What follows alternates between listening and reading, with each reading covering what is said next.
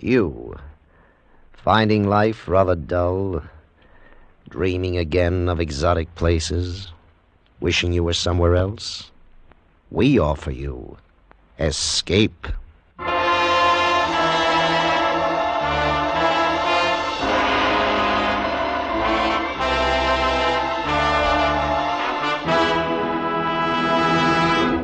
Escape with us now to England and the story of a hard rock miner trapped in a deserted mine beneath the icy waters off the Cornish coast, as Hammond Innes tells it in his gripping tale, The Killer Mine. The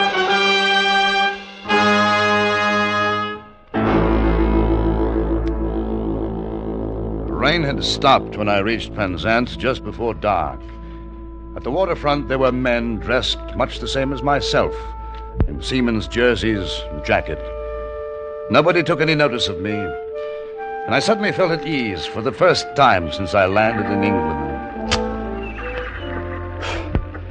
I lit a cigarette and fished out of my pocket the worn and dirty bit of notepaper which bore Dave Tanner's address, 2 Harbour Terrace, Penzance, Cornwall.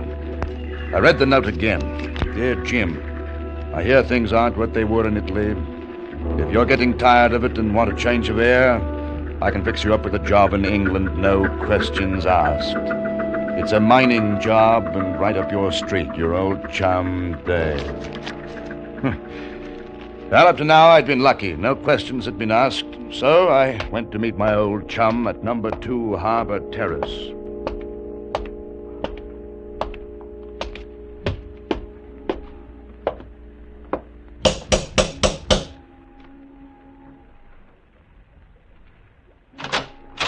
Yes? Mr. Tanner in? Who? Tanner, Mr. Dave Tanner. Oh, nobody of that name lives here. Oh, well, he's an old friend of mine. I've come a long way to see him.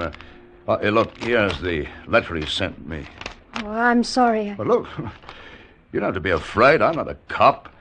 He's a Welshman, dark hair and eyes, a bit of a limp. Oh, maybe it's Mr. Jones you're wanting, but he's not here now either. Do you know when he'll be back? No, Hello. You're hurt. Oh, no, Well, that's blood on your hands. Oh, one of the lodgers. He cut himself on glass. Davey's here, isn't he? He's here and he's hurt. No. You can't come in. Move over. You... Where is he? I tell you, you're mistaken. What the devil are you doing, girl? Come and fix his arm before I lose any more blood. Who was it anyway? It's all right, Dave. It's me, Jim Price. Jim Price. Fine time for visiting you've chosen. Well, come on up, man. I'm bleeding to death. We went upstairs, and inside his room, Dave was sitting, white-faced, on the edge of a bed. He winced as the girl daubed iodine into what was obviously a bullet wound. And then the bandage went on. Hey, not too tight, girl. Well, what happened, Dave? Nothing. It's all right. Tell you later. I'm glad to see you back. Still, Yes, Davy? wrap up some food. Find another raincoat. But you can't go out. Don't argue, girl. It's time to go now. All right.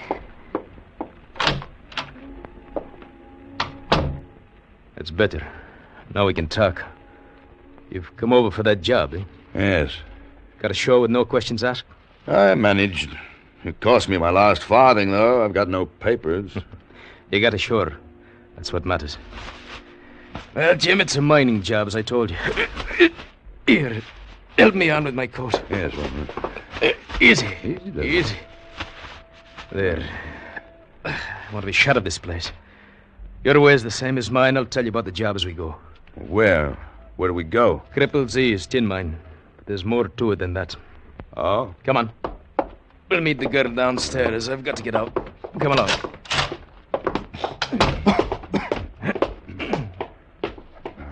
Davy, here's sandwiches and an old raincoat of Father's. Give it to him. Now listen, Sal. Those clothes upstairs, burn them. Yeah. Clean up everything. Anybody comes round asking questions, tell them you haven't seen me. All right. Not for 3 days. Well, where can I get in touch with you? You can't. You'll come back? Indeed I will. But remember, you haven't seen me. And you don't know where I've gone. I don't know. That's true. You'll hear from me. Now open the door, see if anyone's about. Yes.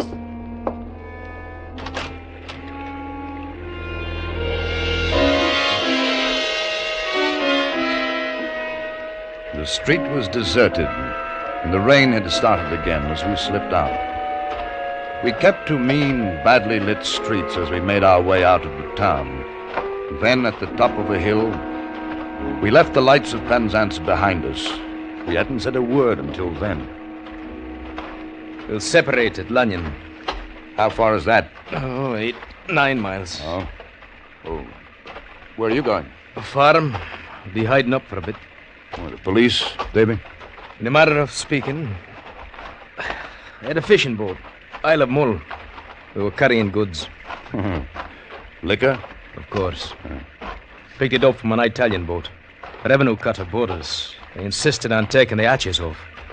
I warned them not to. It was their own fault. I jumped for the other boat. That's when I got this bullet through the arm. How did you get away? We'd booby-trapped the hatches. When they opened them, she went up, sank. Just like that. How many were killed? What does it matter?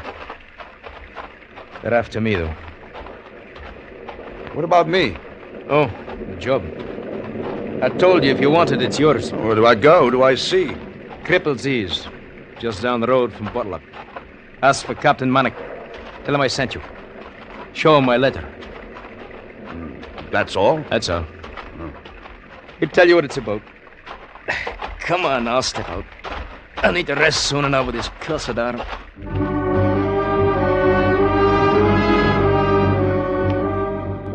It must have been nearly midnight when the little Welshman and I parted. He pointed the way to Cripple's Ease a mile further along, and then turned away, disappeared in the driving rain. Half an hour later, I found the huddle of abandoned mine buildings. And then against a crackle of lightning, I saw a house. I had reached Cripple's Ease and the job that was waiting for me.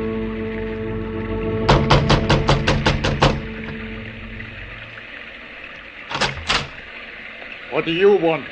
I want to see Captain Manick. I be Captain Manick. What do you want? Dave Tanner sent me.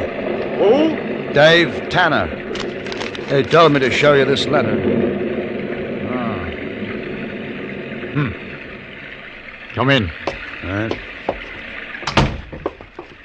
My name's Jim Price. Davey said you had a mining job for me. I'm a miner. I was working in Italy. Come in here. There's a fire. You can get warm. How long have you known Dave? We were in the army together. Where? Italy, mostly. Casino. Sit down.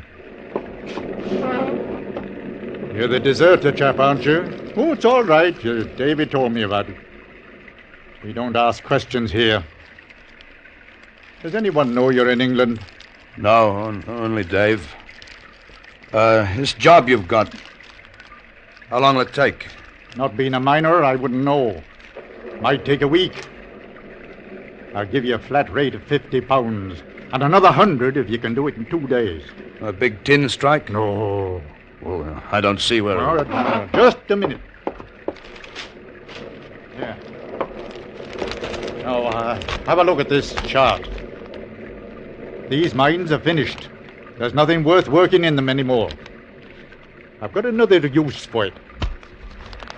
You see that long gallery running down under the sea? Yeah? It's called the Mermaid. Nearly half a mile long. Now then, what I want you to do is to blow a hole in the seabed at the end of it. Blow a hole in the seabed? Yes. You see the slope of the gallery? It starts about 100 feet below the sea level. Then at the end rises to, well, by my figures, 20 feet under the bed of the sea. My job is to drill through that 20 feet and let the sea in, huh? Yes. I can tell you it's getting risky running liquor into England through the usual channels. I see. Yes. This will be safer. Our boat spots a buoy which marks the entrance of the underwater mine. Lowers the cargo and we haul it through the mine up to the shore. Well, how? A carriage drawn by a horse. Oh, it'll work. Even underwater it'll work. I've had 2 men working on the shaft for a year now, straightening it out. All we need is a miner to finish the job. That's you. It's nasty. Suppose the entrance gets jammed with rock after she blows. No, I'll go down in a diving suit and clear it. It's nasty. I haven't done undersea stuff. But you know explosives and rock? Yeah? And there'll be nothing to it. I don't know. What about Davy? Was he doing a job for you? Suppose the police get him and tie you up with it. What happens to me? Huh? Oh, don't worry. I don't like it. Man, be sensible. You're a deserter from the British Army. You returned to England without papers. If not here, where would you work? I'd be offering you £150. I should have stayed in Italy. But you didn't? No, I wanted to see Cornwall again. It was a mistake. Not at all. Do what I ask, and I'll see that you get a passage back to Italy. No. No, it's too dangerous. I'm sorry. I'll take my chances somewhere else on another job. Oh? And you leave me no alternative. What do you mean? I shall have to telephone the police in Penzance and inform them that a deserter has shown up, looking for a job. After what you told me? Now make me laugh. I'm quite a respectable man in these parts. I doubt that the authorities would take your word against mine. You're bluffing. Nobody can force me to do anything. You think not? No, stay where you are, Mr. Price. I wouldn't hesitate to shoot you. You see, I'm in rather a desperate position. It's taken me a long time to find a miner to do this job. I couldn't bear to see you refuse. You still have a moment to change your mind. Hello? Would you ring the police station for me, please? He wasn't bluffing. I knew that I owned only a few seconds to decide. It was a choice of arrest, conviction as a deserter, or doing a job which might mean my life. I had run away from death once before. I suddenly realized that I'd been running ever since. I had to stop. I looked back at Manick, smiling and sure with his pistol pointed at me. Well? All right, hang up, I'll do it. I'll blow up your bloody mind.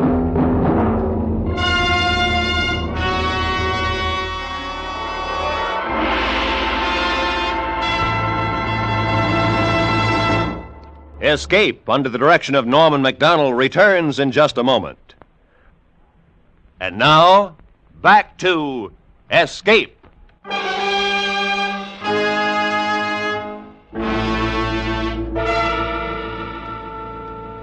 Manick put down the phone, opened a desk drawer, and took out some pound notes, handed me 10 and suggested that I get some sleep. We were to start work at 5 in the morning. I was pocketing the money when the door behind us opened. I looked around and saw an elderly man had entered. I didn't know you'd anybody here, Henry. It's all right, Father. This is Jim Price. He's going to work here a bit. He's a miner. A miner, is he? Well, my boy, it's good to know there'll be a miner working here at last. I knew you'd say it my way sooner or later, Henry. At least we can make a start now. Price is working for me, Father. Working for you? Nonsense, he must work for me. I'll prove to the world that the Cornish mining industry isn't dead. You may as well understand. I'm letting the sea into the Mermaid Gallery. You're mad. You can't do it. I won't allow it. That's what I'm going to do. I won't allow it, I tell you. I won't. You've no alternative.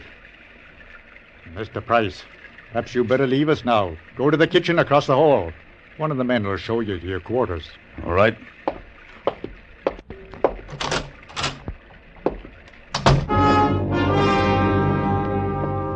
I went to the kitchen, could hear the argument raging through the hall.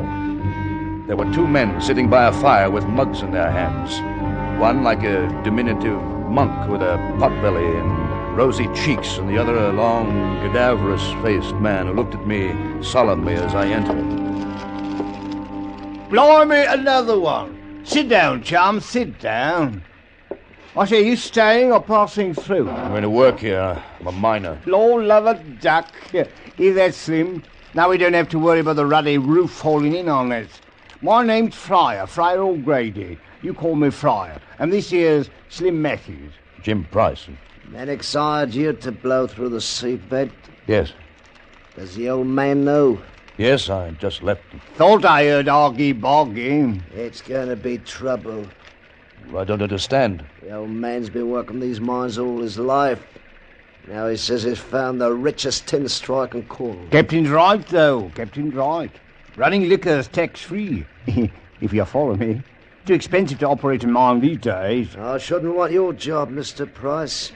We've been sweating for a year down here. Funny feeling with all that sea over your head. Oh, well, every man to his trade, I say. Come on, mate, I'll show you to your digs. Imagine you'll want to be up right hand. Thanks. See you in the morning, Mr. Price.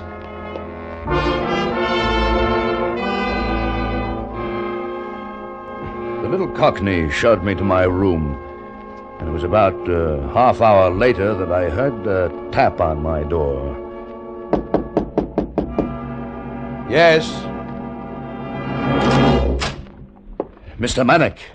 I was afraid you might be asleep. Look, I got something to show you. My son tells me you're an experienced tinner. Have a look at this rock. Maybe you'll believe me. Hey, that's tin, all right. This fabulous. The richest seam in the history of Cornish mining. Look at it. And my son, curse him, doesn't see it. He's going to let the sea into the mine. And he's brought you here to do it. You're the man who's going to wreck my life. I'm sorry. It's a job, that's all. You can't. You mustn't. I'd give you £50 more than he's offered if you don't do it. What difference would it make if you'd only get another miner? But that would take time. Don't you see? We would be rich. I'm afraid that... Tis all right, tis all right.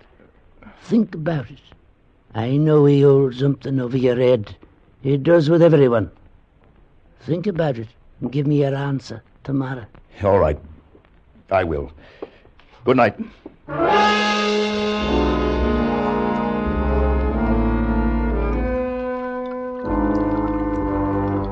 That's it, Mr. Price. What's the pit for, Captain?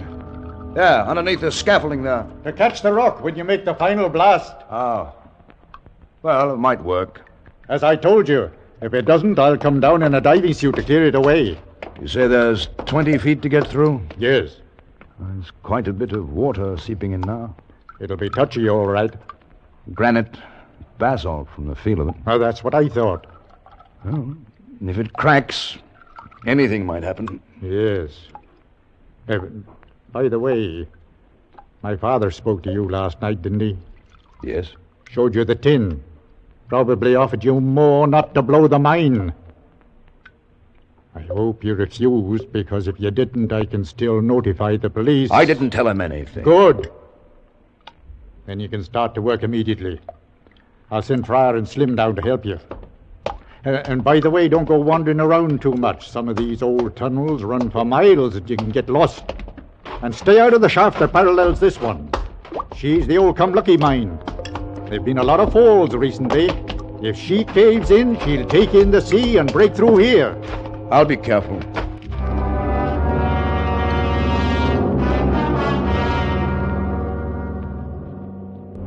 I've worked mines most of my life. But it gives you a funny feeling to be standing under the sea a half mile from shore and protected by 20 feet of rock. Rock that you're going to be drilling and blasting until there's only maybe 10 feet. Then you pray that it doesn't cave in until you're out of the way. Fryer and Slim came down and I started to drill holes for the explosives. As the rock fell away, little streams of water fell, soaking us. It was nasty work, all right.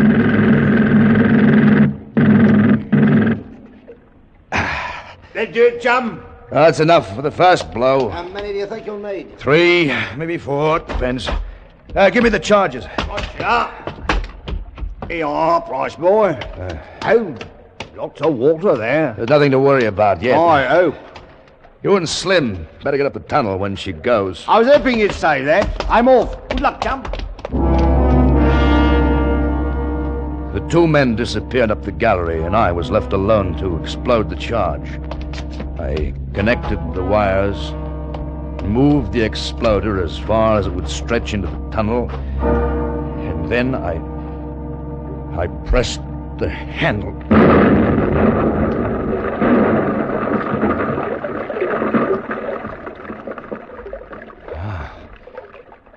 The roof still held. A bit more water trickled in, but she still held. I went back to the entrance for a cup of coffee before starting again. As I approached the cage, which served as an elevator to the surface, I saw Captain Manick talking with another man. It was Dave Tanner. You bloody fool! Why of all places did you have to come here? I told you. The Garrett talked. I heard it on the wireless. I knew they wouldn't be thinking of looking for me here. It would be safer. Safer? In broad daylight? Somebody must have seen you. The police will be all over us. Nobody saw me. How do you know? Price, you've got to be through that seabed by tonight. Well, it's impossible. I can't do it. Nothing's impossible. I can get you out of the country as soon as you've finished the job. You don't finish tonight and the police come. Well, what do you know? What does that mean? Well, it can't be done. There's too much work for one man. I'll put Fryer on the drill with you. He knows something about it. Tanner and myself will be clear of the rock after each blow. Well, I'll try. Good. You, Dave, stay out of sight, down here. And keep my father out of here. Shoot him if you have to. You understand? All right, all right! We worked like madmen all day, drilling, blasting. We blew the rock 3, 4, 5 times, and still it wasn't enough. The water was coming in fast, filling the pit. Manick and Slim went back for new drills and charges. Fryer and I stayed on the scaffolding. And I don't like the looks of that. What's up, mate? The rock. Weaker up here. Dangerous? Maybe. Fetch me a pick. All right. Ain't that a do? Broken the end. The last charge must have done it. I'd often get another shot, me more.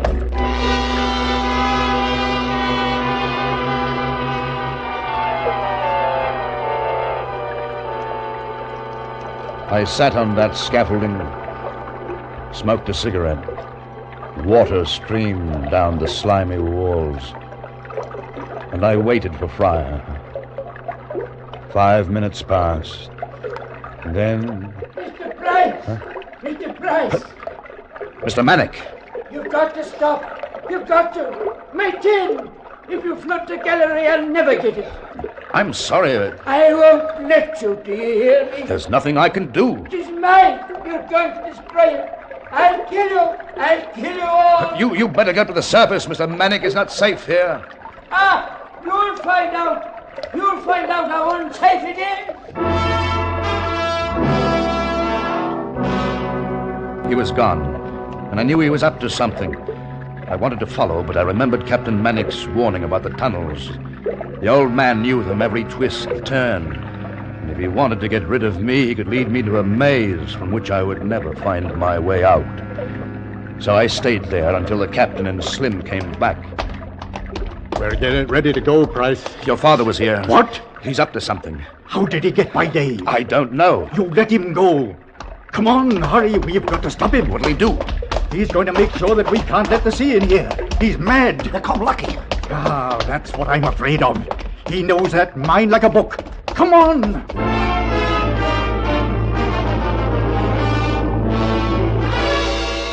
The old man was somewhere in the mine which paralleled ours.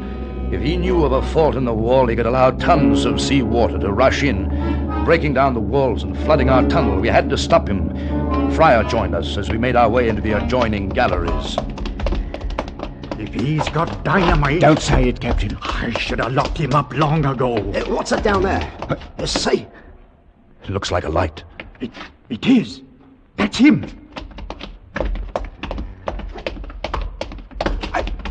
He's working on something. The wall. Father! Father! Stop it! Stay where you are. Stay there. Do as he said. Don't come any closer. Listen to me. Don't do it. You'll be killed. He'll drown us all. Let's get out.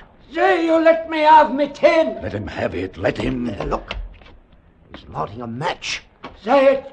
Say it, my son. No, you old devil. Kill yourself. You're not getting me killed. Captain! No! Come on, Tom, run for it. Captain Manick lay on the wet tunnel floor, blood streaming from a wound where Fryer had struck him with a pick. We ran, the three of us, and behind was the mad old man with his charge of dynamite. We reached the mermaid gallery when it went off. We could hear the water pouring down as though from a great height. And then the more terrifying sound as the tons of sea swept through the maze of tunnels. We ran for the elevator which could take us to safety, and the surface 100 feet above. And the water followed. You could hear the roar until it deafened you. No, wait, give me a hand. I've twisted my ankle. Sorry, Tom, can't stop now. I could see that blessed elevator so close. Slim and Fryer were almost there. Then the gate clanged and it started up. No, wait, don't leave me. Use the ladder. Somehow, I reached the ladder, painfully started up the rungs. It was a nightmare, and the water was the monster that you couldn't escape. Halfway up, I heard them in the cage. It's stuck. It won't go any further. Pull harder. I'm trying, but it won't. It won't. Price, can you hear? Price, you're on the ladder. Price, we can't get any higher. We're getting down. I said, Price! I kept climbing, and the voices faded until I heard a gurgling scream. And then silence. And the water stopped its terrible sound. It had found sea level.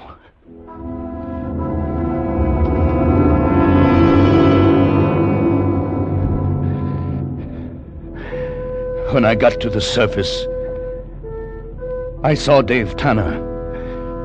He was standing looking down at me with frightened eyes. And with him were 3 men in uniform. They were the police.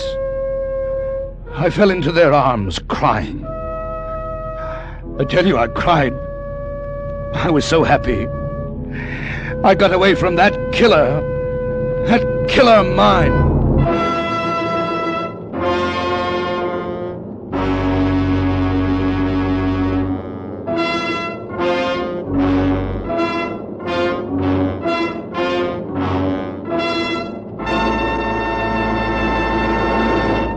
Under the direction of Norman MacDonald, Escape has brought you The Killer Mind by Hammond Innes, especially adapted for Escape by Anthony Ellis. John Daner was starred as Jim. Featured in the cast were Eileen Erskine, Tony Barrett, Ray Lawrence, Wilms Herbert, Jay Novello, and Lou Krugman. The special music for Escape was composed and conducted by Del Castillo. Next week, escape with us to Mexico City and the story of a woman caught up in a terrifying web of murderous intrigue, as Patrick Quentin tells it in his exciting story, The Follower.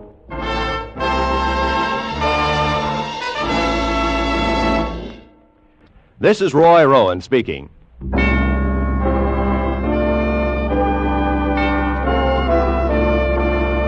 This is CBS, the Columbia Broadcasting System.